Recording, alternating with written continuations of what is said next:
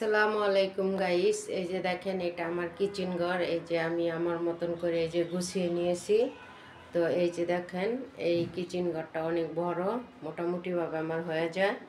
এই যে দেখেন আমি এই সব কিছু এভাবে বক্সে বক্সে এই যে দেখেন এই যে রাইস কুকার রাখছি, তারপরে এই যে হাঁড়ি পাতি এই যে দেখেন এটি এইভাবে রাখছি, তারপরে হাঁড়ি পাতিল আরও অনেক কিছু আছে। এই যে এটি আমি এইভাবে, তারপরে এইখানে আছে এই যে দেখেন ময় মশলা সব কিছু এগুলো নিয়ে এই যে দেখেন এই যে।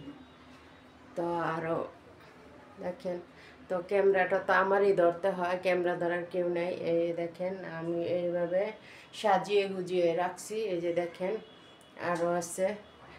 তো এরকম এই যে উপরে এই যে দেখেন উপরে সব আমি আরো এইভাবে সুন্দর করে গুছায় রাখছি। তো এটা আমি নিজে একা দেখাইতে পারতাছি না। তো এই যে এই যে তো আলহামদুলিল্লাহ গুজগাছ করে নিজের মতন করে নিয়েছি। ওই পাশে এই যে মশলা দিয়ে তো দেখলেনি, তো পুরোপুরিভাবে এখনও গুছাইতে পারিনি। এই যে দেখেন সব আমি এইভাবে গুছাই নিছি। এই যে এটাও এবার রাখছি, তারপরে এইটা পুরোপুরিভাবে এই যে দেখেন আমি গুছাইতে পারি নাই। তো এই যে আবার এই যে দেখেন এই যে এই ডয়ারগুলানেতে অনেক কিছু রাখছি এদিকে। এই যে ঢাকনা ঢাকনা, তারপরে এই যে দেখেন যে যেভাবে রাখার দরকার আমি ওইভাবে রাখছি। আসলে সময় লাগবো।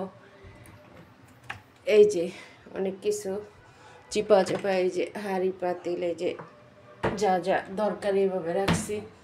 তারপরে এইখানটায় আছে অনেক কিছু দেখেন, তো এটি ব্যবহার করা লাগে সব সময়। তো এটি একটু এইভাবে রাখছি।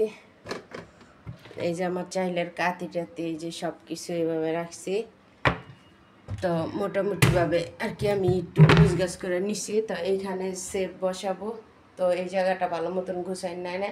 তো এই যে আমার কিচেন রুমের ভিডিওটা আপনাদেরকে দিলাম। তো আপনারা কমেন্টে জানাবেন আসলে আমার কিচেনটা কীরকম হয়েছে। এই যে দেখেন এটি সব বক্স, এই যে বক্স এটির ভিতরে সব আমার হাঁড়ি পাতিল যেখানে যা আছে সব আমি এমনি গুছায় রাখছি। হয়তো এটা আপনাদেরকে দেখাতে পারছি না। এই যে দেখেন।